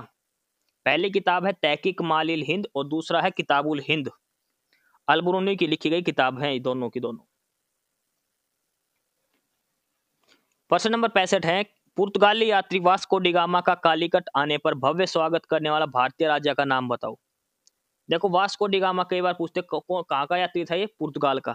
भारत में सबसे पहले किस बंदरगाह पर आया था, कालीकट बंदरगाह पर। तो इसका जो स्वागत था वो किसने करा था, तो वो करा था जमेरिन ने। यह प्रश्न कई बार पूछा गया है, एसएससी के अंदर भी आया हुआ है, रेलवे के अंदर भी आया हुआ है ये प्रश्न, जमेरिन ने करा था, ऑप्शन सी आंसर हो जाएगा। प्रश्न नंबर 65 का मोस्ट इंपोर्टेंट, इसको लगा के चलिए। प्रश्न नंबर 66 है, 1761 में पानीपत की तीसरी लड़ाई में अहमद शाह अब्दाली ने मराठों को हराया था, उस समय दिल्ली का शासक कौन था। देखो, पानीपत की 3 लड़ाइयां हुई थी, ध्यान से करके जाना, प्रश्न आएगा इनमें से। इसने प्रश्न अलग पूछ रखा है कि पानीपत की तीसरी लड़ाई हुई थी 1761 में, ठीक है, अहमद शाह अब्दाली जीत गया था, मराठे हार गए थे। इसने प्रश्न ये कहा कि जिस समय तीसरी युद्ध हुआ था तो उस समय दिल्ली का शासक कौन था, ये बताओ। आलमगीर द्वितीय, मोहम्मद शाह, जहांगीर शाह या शाह आलम द्वितीय। तो उस समय दिल्ली का जो शासक था वो था शाह आलम द्वितीय, ऑप्शन डी इसका आंसर हो जाएगा। प्रश्न नंबर 66 का मोस्ट इंपोर्टेंट प्रश्न आप लगा के चलिए, प्रश्न नंबर 66 को। तीसरा पानीपत का युद्ध हुआ था जो 1761 में, उस समय दिल्ली का शासक कौन था, शाह आलम द्वितीय। प्रश्न नंबर 67 है कि स्वतंत्रता के बाद भारत के संविधान सभा के अध्यक्ष कौन थे। 15 अगस्त 1947 के बाद संविधान सभा के अध्यक्ष कौन बने थे, सी राजगोपालाचारी, भीमराव अंबेडकर, नरेंद्र राव या फिर डॉक्टर राजेंद्र प्रसाद। तो इसका उत्तर ऑप्शन सी नहीं आएगा, ध्यान रखना। संविधान सभा के जो अध्यक्ष बने थे स्वतंत्रता के बाद, वो बने थे doctor Rajendra Prasad, option D इसका आंसर हो जाएगा प्रश्न नंबर 67 का। प्रश्न नंबर 68 है कि स्वतंत्र भारत के संविधान के प्रथम अध्यक्ष कौन बने थे। जब भारत स्वतंत्र हुआ तो प्रथम संविधान सभा के अध्यक्ष कौन बने थे, तो ये बने थे doctor Rajendra Prasad, option D answer आ जाएगा। प्रश्न नंबर 69 है कि कितने भारतीय राज्यों की सीमाएं नेपाल से जुड़ी हैं। भारत के जो राज्य हैं उनमें से कितने ऐसे राज्य जिनकी बाउंड्री नेपाल से मिलती है, तो वो है 5 राज्य, 5 स्टेट है इंडिया के। एक तो है उत्तराखंड, एक है उत्तर प्रदेश, एक है सिक्किम, ठीक है, एक है बिहार और एक है वेस्ट बंगाल। ये 5 राज्य है जिनकी सीमा नेपाल के साथ लगती है, जो नेपाल के साथ बाउंड्री लाइन टच करते हैं। उत्तराखंड, उत्तर प्रदेश, सिक्किम, बिहार और पश्चिम बंगाल। ऑप्शन डी उत्तर हो जाएगा, 5 राज्य है। प्रश्न नंबर 70 दिया है कि लक्षद्वीप और अंडमान निकोबार द्वीप समूह के समुद्र तट सहित भारत के समुद्र तट की लगभग कुल लंबाई कितनी है। देखो, अंडमान निकोबार द्वीप समूह और लक्षद्वीप ये पानी के अंदर द्वीप समूह हो गए। तो इसने पूछा भारत की जो बॉर्डर लाइन है जो समुद्र के तट पर है, ये इन दोनों के भी मिलाकर कितनी बनेगी टोटल, ये पूछा है इसके अंदर। तो वो टोटल है 7517 किलोमीटर। लक्षद्वीप वाली और अंडमान निकोबार का जो इनकी जो बाउंड्री मिला ले टोटल, तो समुद्र तट पर भारत की टोटल लंबाई है 7517 किलोमीटर, 7517 किलोमीटर। भारत के 9 तो स्टेट हैं और 4 केंद्र शासित प्रदेश हैं। 9 राज्य और 4 केंद्र शासित प्रदेश हैं जो समुद्र तट से अपनी सीमा बनाते हैं। यानी कि जो नीचे का जो भारत है ना, वी आकार का, ये इधर जो स्टेट है सारे के सारे, ये 9 स्टेट हैं जो समुद्र को टच करते हैं और 4 केंद्र शासित प्रदेश है, जैसे इधर दादरा नगर हवेली, लक्षद्वीप हो गया, अंडमान निकोबार, ये सारे जो है 4 ऐसे केंद्र शासित प्रदेश हैं और 9 ऐसे राज्य हैं जो समुद्री सीमा बनाते हैं भारत की। 9 राज्य और 4 केंद्र शासित प्रदेश हैं। प्रश्न नंबर 71 दिया है, खाद्य पदार्थ, वस्त्र जैसे उत्पाद एवं मनोरंजन जैसी सेवाओं को उनके अंतिम उपभोक्ताओं द्वारा खरीदे जाने को क्या कहते हैं। भाई कोई भी वस्तु बना दी, जैसे कोई कपड़ा बना दिया, भोजन बना दिया, लास्ट में किसी भी कस्टमर ने खरीद लिया जिसको उसका यूज करना है। भाई कंपनी से आया, एक मॉल वाले ने खरीदा, उसके बाद कोई छोटी दुकान वाले ने खरीदा, वहां से आपने खरीदा, अब आप उस चीज का यूज कर रहे हो तो उसको क्या बोलते हैं, उस वस्तु को, वो आपके पास क्या बन के आएगी, वो आएगी फाइनल गुड बन के, फाइनल गुड जो यूज करता है। अच्छा, इस प्रश्न के उत्तर 2 हैं, ध्यान रखना। ऑप्शन ए और ऑप्शन सी दोनों ही इस प्रश्न का उत्तर हो सकते हैं, ध्यान रखना। उनको फाइनल गुड्स भी कहा जाता है और कंज्यूमर गुड भी कहा जाता है। प्रश्न नंबर 71 का कंज्यूमर गुड भी और फाइनल गुड भी, पहले ऑप्शन लगाना है आपको ये, अगर ये नहीं मिले तो आपको ये लगाना है फाइनल गुड्स पर। ऑप्शन सी और ऑप्शन ए दोनों इसके आंसर है, पहले आपको ऑप्शन सी पे लगाना, कंज्यूमर गुड याद रखना है। अगर ये ऑप्शन ना मिले तो आपको फाइनल गुड लगाना है। प्रश्न नंबर 72 देखो, भारत की सबसे पहली बोलती फिल्म कौन सी थी। भारत की पहली बोलती फिल्म वो थी आलमारा। कौन सी थी, आलमारा, 1931 में ये आई थी। ऑप्शन बी आंसर हो जाएगा। प्रश्न नंबर 73 दिया है, हरिप्रसाद चौरसिया का संबंध किस संगीत वाद्य यंत्र से है।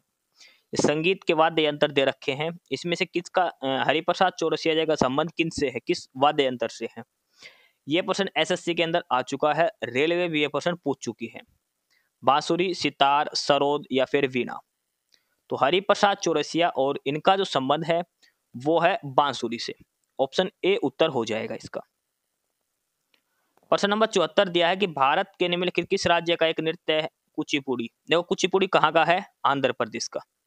कुचिपुड़ी आंध्र प्रदेश का। एक है सतरिया, सतरिया कहाँ का है, वो है असम का। सतरिया कहाँ का है, आसाम का है। प्रश्न नंबर 75 दिया कि आसाम का प्रसिद्ध त्योहार कौन सा है। इनमें से कौन सा त्योहार है जो आसाम के अंदर मनाया जाता है। मकर संक्रांति नहीं है, ओणम, ओणम कहाँ मनाया जाता है, केरल के अंदर, ध्यान रखना है।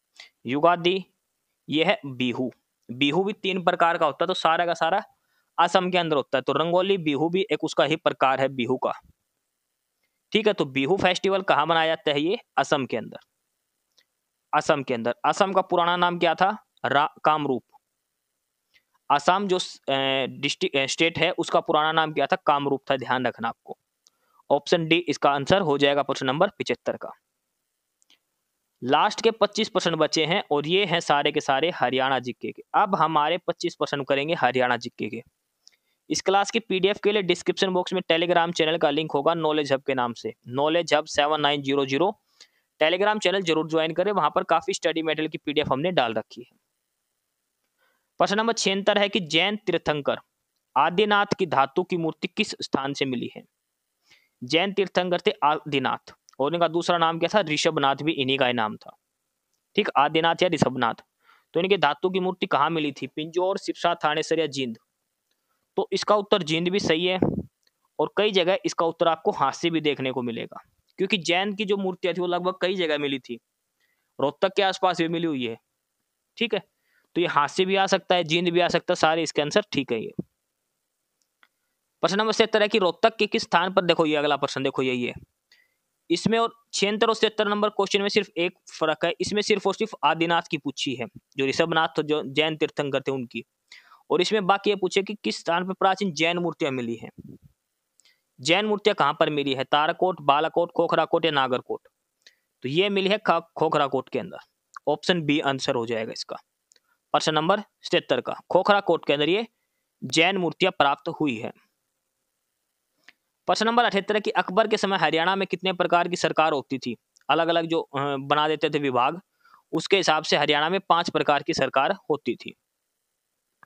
प्रश्न नंबर 79 है, आजादी के बाद पटौदी रियासत का विलय हरियाणा के किस जिले में किया गया? पटौदी को किस में मिला दिया गया था? तो पटौदी फिलहाल भी किसी के अंदर है? गुड़गांव डिस्ट्रिक्ट के अंदर है। ठीक है, पहले अलग रियासत होती थी पटौदी की, और उसको अब बाद में गुड़गांव डिस्ट्रिक्ट के अंदर मिला दिया गया था, हरियाणा के एक अलग डिस्ट्रिक्ट बना दिया गया था पटौदी को। ठीक है, ऑप्शन डी आंसर हो जाएगा गुड़गांव। प्रश्न नंबर 80 है कि हरियाणा की किस मिट्टी को रोसली कहा जाता है? रौसोली। तो ये कौन सी मिट्टी होती है हरियाणा की? ये है रेतीली दोमट मिट्टी। रेतीली दोमट मिट्टी, अपेक्षाकृत रेतीली दोमट मिट्टी, ऑप्शन ए आएगा। ठीक है, यानी कि हल्की बहुत जो रेतीली और दोमट मिट्टी होती है उसको कहा जाता है। प्रश्न नंबर 81, कोटला झील कहां पर है? कोटला झील है नूह डिस्ट्रिक्ट के अंदर, मेवात डिस्ट्रिक्ट के अंदर, ऑप्शन ए उत्तर हो जाएगा। प्रश्न नंबर 82, कालेसर राष्ट्रीय उद्यान कहां पर है? जहां पर हाथिनी कुंड बैराज है। यमुना नदी हरियाणा में प्रवेश करती है, यमुनानगर, ऑप्शन बी उत्तर हो जाएगा प्रश्न नंबर 82 का। प्रश्न नंबर 83 कि हरियाणा का फतेहाबाद जिला किस फल के उत्पादन में सर्वश्रेष्ठ जिला है? किस फल का उत्पादन फतेहाबाद के अंदर अच्छे होता है? तो वो है खट्टे पदार्थ। अब इसके अंदर चारों के चार ऑप्शन ही लगभग गलत दे रखे हैं, सीक्वेंस में नहीं दे रखे। यहां पर होता है एक तो सेब, सेब के अलावा संतरा, किन्नू, अंगूर, ये सारे फ्रूट हैं जो फतेहाबाद डिस्ट्रिक्ट के अंदर फेमस हैं। लगभग खट्टे पदार्थ फतेहाबाद डिस्ट्रिक्ट के अंदर होते हैं। ठीक है, सेब और केला आप ऑप्शन लगा सकते हैं, ठीक है, कुछ हद तक वो ठीक है, सेब और केला का आप ऑप्शन लगा सकते हैं इसके ऑप्शन से देखें, अदरवाइज सेब, सेब के अलावा संतरा, किन्नू, अंगूर, ये सारे जो खट्टे पदार्थ है ये फतेहाबाद डिस्ट्रिक्ट के अंदर होते हैं। प्रश्न नंबर 84 है कि कौन सी एक प्रमुख परियोजना है, फ्लैगशिप प्रोजेक्ट है? Sprinkle irrigation project, sowing arrangement और ड्रिप इरिगेशन प्रणाली या फिर भूमिगत पाइप प्रणाली? हरियाणा के अंदर कौन सी एक प्रमुख परियोजना है, फ्लैगशिप प्रोजेक्ट है, और वो है भूमिगत पाइपलाइन प्रणाली, ऑप्शन डी उत्तर हो जाएगा। प्रश्न नंबर 85 है कि कौन सा जिला लोहे के पाइप का सबसे बड़ा उत्पादक है? लोहे के पाइप सबसे ज्यादा किस डिस्ट्रिक्ट में होते हैं? हरियाणा के किस जिले में लोहे के पाइप का उत्पादन सबसे अधिक होता है? तो ये कहां होता है? हिसार के अंदर, ऑप्शन सी इसका आंसर हो जाएगा प्रश्न नंबर 85 का। प्रश्न नंबर 86 दिया है कि हरियाणा का पहला सौर ऊर्जा संयंत्र कहां स्थापित किया? Solar power plant, Panipat, Sonipat, Charkhi Dadri या फिर जींद? तो ये किया गया था चरखी दादरी के अंदर, नांदा गांव है दादरी डिस्ट्रिक्ट के अंदर, वहां पर पहला सोलर पावर प्लांट हरियाणा का लगाया गया था। मोस्ट इंपोर्टेंट प्रश्न है ये, ध्यान रखना, 2011 के अंदर लगाया गया था 1 मेगावाट का। चरखी दादरी इसका आंसर हो जाएगा, ऑप्शन बी प्रश्न नंबर 86 का। प्रश्न नंबर 87 दिया है, निम्नलिखित में से कौन सा हरियाणा का लिंक रोड है? लिंक रोड मतलब जो मेन डिस्ट्रिक्ट को छोटे शहर से दूसरे शहर से आपस में जोड़ता है। नरवाना, कैथल, कुरुक्षेत्र रेल मार्ग, रोहतक, गोहाना, पानीपत रेल मार्ग, जींद, स्पीडो, पानीपत, ये सारे के सारे लिंक रोड है, ये रेल रोड है सारे के सारे, लिंक रोड नहीं आएगा, रेल रोड आएगा, ये ऑप्शन डी। प्रश्न नंबर 87 है, ये 4 कथन दे रखे हैं, 1 2 3 4, इसमें से ये बताना है कि 88 नंबर में से कि कौन सा सही है कौन सा गलत है, ये सारी बात आपको इसमें बतानी है। तो पहला है कि 7वीं विधानसभा के दौरान ओम प्रकाश चौटाला 3 बार मुख्यमंत्री बने। सातवीं विधानसभा कब से आई थी? लगभग 1988-89 से लेकर 91 लगभग 91 तक आई थी। 1991 तक की थी। ठीक है, सातवीं विधानसभा। अब इसमें ओम प्रकाश चौटाला ने 3 बार शपथ ली थी। बिल्कुल सही बात है। पहली बार तो ली थी 2 दिसंबर 1989 को। ठीक है। दूसरी बार ये बने थे, सबसे छोटे कार्यकाल था इनका, 12 जुलाई 1990 से लेकर 17 जुलाई 1990। 5 दिन के लिए हरियाणा के सीएम बने थे ओम प्रकाश चौटाला, सिर्फ और सिर्फ 5 दिन के लिए। और ये सातवीं विधानसभा की बात हो रही है। तीसरी बार फिर इसी में फिर बने थे, ये 22 मार्च 1991 से लेकर 6 अप्रैल 1991 तक। लगातार 3 बार मुख्यमंत्री बने थे सातवीं विधानसभा के दौरान ओम प्रकाश चौटाला। पहली बात बिल्कुल सही कह रखी है। दूसरी बात है कि 9वीं विधानसभा के दौरान हरियाणा में शराब पर प्रतिबंध लगा था। बिल्कुल, कभी की बात है ये? 1996 की। किसने लगाए थे? बंसीलाल ने। सीएम कौन था हरियाणा का? बंसीलाल। इसने शराबबंदी कर दी थी, लागू कर दी थी बंसीलाल ने। 1 जुलाई 1996 की बात है जब शराबबंदी लागू की गई थी, और 1 अप्रैल 1998 को ये आदेश वापस ले लिया गया था। लगभग 2 साल तक शराबबंदी रही थी हरियाणा के अंदर। तो पहला भी कथन सही है, दूसरा भी सही है। तीसरा है कि हरियाणा की 11वीं विधानसभा का कार्यकाल 2005 से 2009 तक का था। बिल्कुल सही है। 2005 से 2009 तक। सीएम कौन बना था? भूपेंद्र सिंह हुड्डा बना था, हरियाणा के पहली बार सीएम बना थे। ठीक है। फिलहाल हरियाणा में कौन सी चल रही है? 15 नंबर की चल रही है। 11वीं कौन सी थी? 2005 से 2009 तक की थी। 12वीं विधानसभा के अध्यक्ष कुलदीप शर्मा ने की। बिल्कुल सही। विधानसभा के अध्यक्ष कौन थे? कुलदीप शर्मा। फिलहाल कौन है 15वीं विधानसभा के? हरविंदर सिंह कल्याण। इसमें यानी कि चारों के चारों कथन बिल्कुल सही दे रखे हैं। ए बी सी डी चारों स्टेटमेंट सही है। ऑप्शन डी उत्तर हो जाएगा। चारों जो कथन दे रखे हैं वो सही है प्रश्न नंबर 88 का। प्रश्न नंबर 89 है, which statement is correct regard advocate general? AG जो महाधिवक्ता होता है, हरियाणा के एजी कौन है? Parvinder Singh Chauhan, advocate general. तो यह राज्य का पहला कानून अधिकारी होता है। बिल्कुल सही है। यह राज्य सरकार को कानून सलाह देता है। बिल्कुल सही है। यह राज्य विधानमंडल में भाग लेता है लेकिन मतदान नहीं कर सकता। यह भी बात सही है। यानी कि चारों के चारों कथन सही है। चारों के चारों कथन सही है। देखो, अगर इसमें हमें तीसरा कथन नहीं भी आता ना, तो ये देखो पहला भी सही है, दूसरा भी सही है। तो इसका मतलब ऑप्शन डी आंसर हो जाएगा। चारों कथन, तीनों कथन सही है। एडवोकेट जनरल एजी जो होता है, ठीक है, ये ध्यान रखना आपको। प्रश्न नंबर 89 का ऑप्शन डी उत्तर हो जाएगा।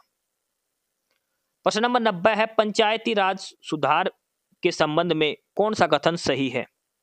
हरियाणा में जो पंचायती राज सुधार जो किए गए थे उसके संबंध में कौन सा कथन सही है? राज्य में सरपंच के खिलाफ अविश्वास प्रस्ताव लाने का प्रावधान समाप्त कर दिया। ये एक इंपॉर्टेंट है। उप सरपंच का पद समाप्त कर दिया गया।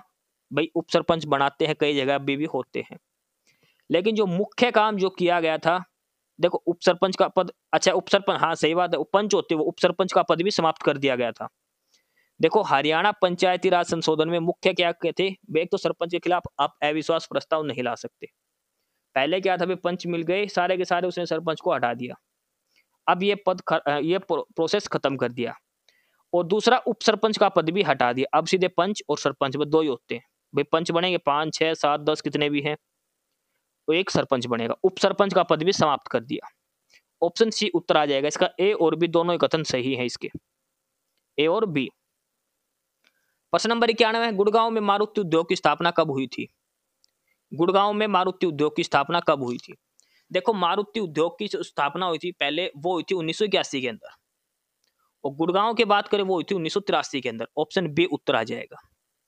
पहले मारुति उद्योग इंडिया में बना था 1981 के अंदर, गुड़गांव में आया था 1983 के अंदर। ऑप्शन बी इसका उत्तर हो जाएगा 1983।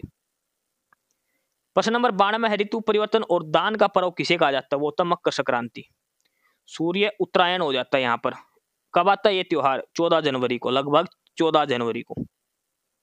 इस दिन दान पुण्य किया जाता है खूब। मकर संक्रांति, जिसको देसी भाषा में सकरात बोलते हैं हम, ठीक है। एक दिन पहले लोहड़ी, उससे अगले दिन सकरात, मकर संक्रांति।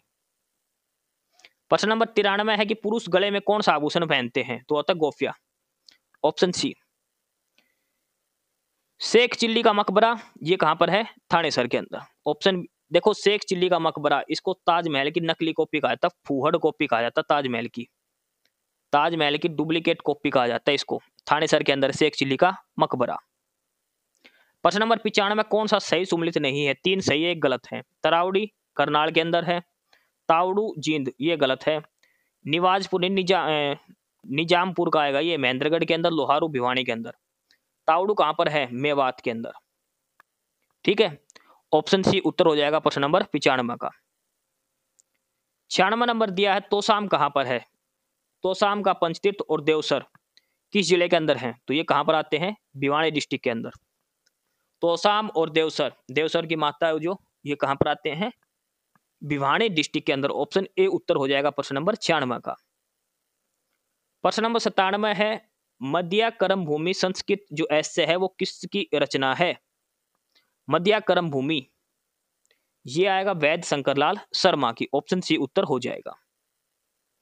प्रश्न नंबर 98 है हरियाणा में बच्चों को किस अधिनियम के तहत निःशुल्क शिक्षा सामग्री दी जाती है? निःशुल्क शिक्षा अध्ययन सामग्री प्रदान की जाती है किस अधिनियम के तहत? तो यह है राइट टू एजुकेशन एक्ट। और राइट टू एजुकेशन एक्ट कब का है? ये 2009 का। राइट टू एजुकेशन जो शिक्षा का अधिकार 2009 के तहत हरियाणा में जो फ्री स्टडी मटेरियल बच्चों को प्रोवाइड करवाया जाता है। प्रश्न नंबर 99 की किस खेल को मिट्टी का खेल कहा जाता है? हरियाणा में किस खेल को मिट्टी का खेल कहा जाता है? वो है कबड्डी, क्योंकि मिट्टी में कौन सा खेल खेला जाता है? कबड्डी। ठीक है, ऑप्शन बी उत्तर हो जाएगा। लास्ट प्रश्न है कि हर्षवर्धन का प्रसिद्ध नाटक कौन सा है? तो हर्षवर्धन ने अनेक लिखे थे, एक नागानंद, एक रत्नावली, एक प्रियदर्शिका। ये 3 प्रमुख नाटक थे हर्षवर्धन के, रत्नावली, नागानंद और प्रियदर्शिका। ठीक है, ऑप्शन सी उत्तर हो जाएगा। तो ये है हमारा ग्रुप डी हरियाणा सीईटी का पहला प्रैक्टिस टेस्ट जो हमने करा है। 100 के 100 प्रश्न आपको डिटेल में समझा दिए गए हैं। कुछ डाउट हो किसी प्रश्न पर तो आप कमेंट बॉक्स में कमेंट करके आप पूछ सकते हैं। टेस्ट सीरीज जो है ये आर्यभट्ट एकेडमी द्वारा दी गई है। ठीक है, ये आर्यभट्ट एकेडमी द्वारा दी गई है और ये उनके हेल्पलाइन नंबर है। देखो हमने जो टेस्ट सीरीज करी थी ग्रुप सी के लिए, सीईटी के लिए, सारे के सारे प्रश्न इसी टेस्ट सीरीज के थ्रू आए थे। तो आप फटाफट से रिवीजन करते रहे, आपको डिटेल में प्रैक्टिस टेस्ट सारे करवाए जाएंगे। इस क्लास की पीडीएफ के लिए डिस्क्रिप्शन बॉक्स में टेलीग्राम चैनल का लिंक मिलेगा। नॉलेज हब 7900 के नाम से आपको टेलीग्राम चैनल जरूर ज्वाइन करना। काफी सारा स्टडी मटेरियल आपको वहां पर मिलेगा। तो ये पहला प्रैक्टिस सेट था, मिलते हैं अगले प्रैक्टिस सेट के साथ। एस्पिरेंट्स यही था आज की इस वीडियो में आपके लिए। ठीक है, और बाकी अगर कुछ नहीं समझ में आया या कुछ पूछना हो या फिर किसी स्पेसिफिक टॉपिक पे पूछना हो, वीडियो बनवानी हो, तो आप कमेंट बॉक्स में कमेंट कर सकते हैं। ठीक है, बाकी आप हमारा चैनल नॉलेज हब को सब्सक्राइब जरूर करें, अपने फ्रेंड्स को रिकमेंड करें और वीडियो को लाइक करें, शेयर करिए, जुड़े रहिए हमारे साथ।